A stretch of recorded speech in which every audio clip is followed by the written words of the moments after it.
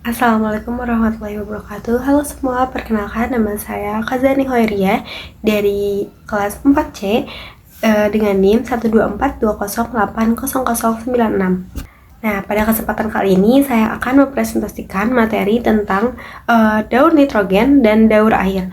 Kedua proses ini termasuk ke dalam daur biogeokimia, yaitu perputaran unsur-unsur penting di alam yang berlangsung terus-menerus antara atmosfer, tanah, air, dan makhluk hidup.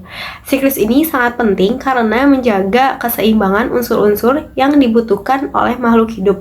Tanpa adanya siklus ini, unsur-unsur tersebut bisa saja habis atau tidak tersedia dalam bentuk yang dapat digunakan oleh organisme.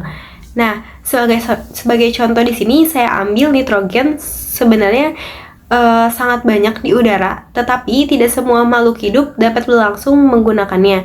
Begitu juga dengan air yang terus bergerak dari satu tempat ke tempat lainnya agar dapat dimanfaatkan oleh berbagai organisme di bumi.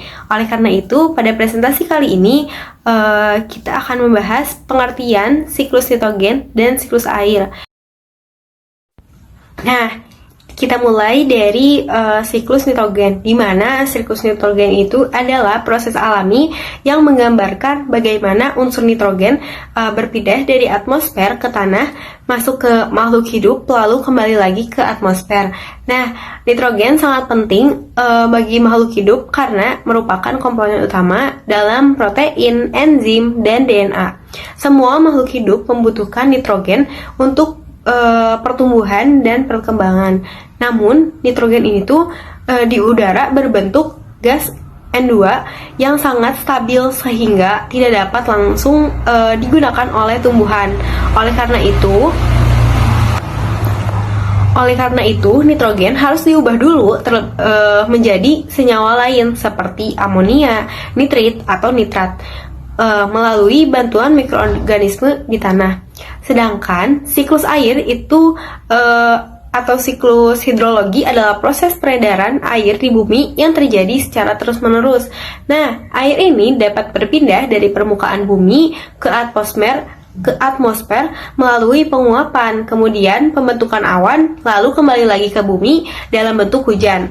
Setelah itu air meresap ke tanah atau mengalir lagi ke sungai atau laut gitu. Siklus ini tuh memastikan bahwa air selalu tersedia. Nah, siklus nitrogen itu terdiri dari beberapa tahap penting, di mana tahap pertama adalah fiksasi nitrogen. Pada tahap ini, gas nitrogen yang ada di atmosfer diubah menjadi senyawa yang lebih sederhana seperti amonia atau amonium. Nah, proses ini biasanya dilakukan oleh bakteri tertentu yang hidup di tanah atau pada akar tanaman. Misalnya pada tanaman kacang-kacangan, dengan bantuan bakteri ini, nitrogen akan dari udara dapat masuk ke dalam tanah.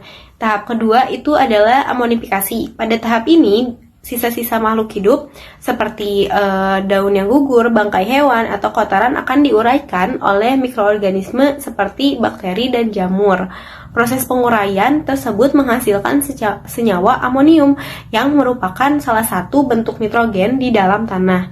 Tahap ketiga adalah nitrifikasi. Pada proses ini, bakteri nitrifikasi akan mengubah amonia menjadi nitrit. Lalu, nitrit akan diubah lagi menjadi nitrat. Nitrit ini merupakan bentuk nitrogen yang paling mudah diserap oleh tumbuhan. Nah, tahap keempat adalah asimilasi. Pada tahap ini, tumbuhan menyerap nitrat dari tanah melalui akarnya. Nitrogen tersebut kemudian digunakan untuk membentuk protein dan senyawa penting lainnya dalam tumbuh-tumbuhan. Hewan kemudian mendapatkan nitrogen dengan cara memakan tumbuhan atau organisme lain. Nah, pada tahap terakhir dapat dilihat denitrifikasi. Pada proses ini, bakteri tertentu mengubah nitrat kembali menjadi gas nitrogen yang dilepaskan ke atmosfer. Seperti itu. Jadi, dengan demikian, nitrogen kembali ke udara dan siklus nitrogen itu dapat dimulai kembali dari awal. Siklus nitrogen tidak bisa terjadi tanpa adanya peran berbagai komponen lingkungan. Yang pertama itu adalah atmosfer. Yang tadi saya sebut itu tuh atmosfer itu merupakan sumber utama nitrogen sekitar 78% udara yang kita hirup terdiri dari gas nitrogen. Nah, yang kedua itu ada litosfer atau tanah. Tanah menjadi tempat berlangsungnya berbagai proses penting seperti fiksasi nitrogen, amonifikasi, dan nitrifikasi yang dilakukan oleh mikroorganisme. Ketiga itu ada hidrosfer, yaitu lingkungan perairan seperti sungai, danau, dan laut. Di dalam air terdapat nitrogen terlarut yang juga digunakan oleh organisme air seperti alga dan plankton. Yang terakhir adalah biosfer, yaitu seluruh makhluk hidup yang terlibat dalam siklus ini. Tumbuhan menyerap nitrogen dari tanah, hewan mendapatkan nitrogen dari makanan, dan mikroorganisme itu membantu menguraikan sisa-sisa organisme. Semua komponen ini saling berinteraksi sehingga siklus nitrogen itu dapat berlangsung secara terus-menerus. Walaupun siklus nitrogen terjadi secara alami, aktivitas manusia dapat mempengaruhi keseimbangan. Nah, apa saja sih? Salah satu contohnya itu adalah penggunaan pupuk kimia secara berlebih dalam pertanian. Nitrogen dari pupuk dapat terbawa oleh air hujan ke sungai atau danau sehingga meningkatkan kadar nitrogen di perairan. Nah, hal ini dapat menyebabkan pertumbuhan alga yang berlebih yang dikenal sebagai eutrofikasi. Nah, selain itu, pembakaran bahan bakar fosil itu juga mempengaruhi, atau kendaraan dan industri juga menghasilkan senyawa nitrogen yang dapat mencemari udara dan mengkontribusi terhadap hujan asam gitu. Ketiga ada kegiatan peternakan juga menghasilkan limbah yang mengandung nitrogen dalam jumlah yang cukup besar. Kemudian ada penebangan hutan dapat mengurangi kemampuan tanah dalam menyerap dan menyimpan nitrogen. Nah, solusinya apa sih? Untuk menjaga keseimbangan siklus nitrogen, beberapa langkah dapat dilakukan, yaitu dalam bidang pertanian. Salah satu cara yang dapat dilakukannya itu adalah rotasi tanaman. Misalnya, menanam tanaman kacang-kacangan yang mampu meningkatkan nitrogen secara alami. Kemudian selain itu menggunakan pupuk organik seperti kompos dan pupuk kandang dapat menjadi alternatif yang lebih ramah lingkungan dibandingkan pupuk kimia. Pengolahan limbah ternak dan limbah industri juga perlu dilakukan dengan baik agar tidak mencemari tanah dan air. Dengan pengolahan yang baik, keseimbangan nitrogen bisa dilakukan. Keseimbangan nitrogen di lingkungan dapat tetap terjaga. Slide 7. Dalam keseimbangan perairan seperti tambak atau akuarium, keseimbangan nitrogen juga perlu diperhatikan. Jika terlalu banyak nitrogen di dalam air, maka dapat menyebabkan penumpukan amonia yang berbahaya bagi organisme air. Oleh karena itu, perlu dilakukan beberapa langkah seperti mengatur pemberian pakan agar tidak berlebihan, menggunakan sistem filtrasi yang baik, serta melakukan penggantian air secara rutin. Nah, langkah-langkah ini dapat membantu menjaga kualitas air dan mencegah penumpukan nitrogen yang berlebihan. Selanjutnya, kita membahas siklus air. Siklus air adalah proses penggerakan air yang terjadi secara terus-menerus antara permukaan bumi, atmosfer, dan kembali lagi ke bumi.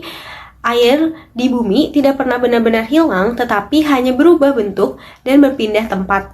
Air dapat berubah dari cair menjadi uap, kemudian dari uap balik lagi menjadi cair, yaitu air hujan.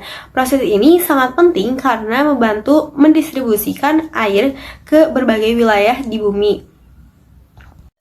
Nah, tahap pertama dalam siklus air adalah evaporasi, yaitu proses penguapan air dari laut, sungai, dan danau akibat panasnya matahari. Selain itu, terdapat juga transpirasi, yaitu proses yang pelepasan uap air dari tumbuhan melalui daun.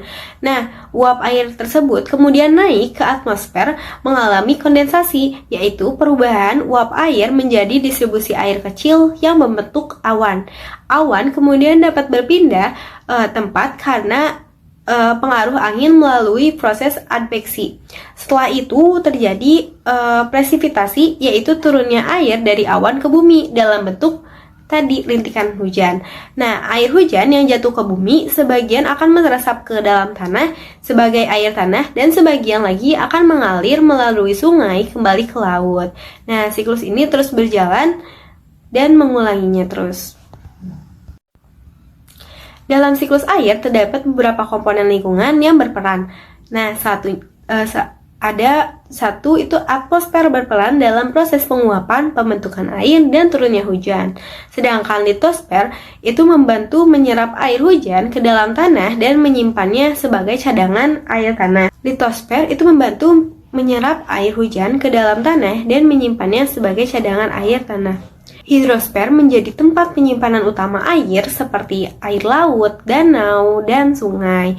Nah, terakhir, sedangkan biosfer itu terutama pada tumbuhan berperan melalui proses transpirasi yang membantu pelepasan uap air ke atmosfer.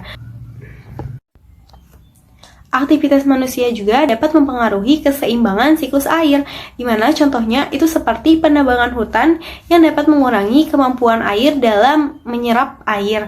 Nah, selain itu, pembangunan kota dengan banyaknya beton dan aspal itu sangat mempengaruhi karena membuat si air tersebut itu sulit meresap ke dalam tanah.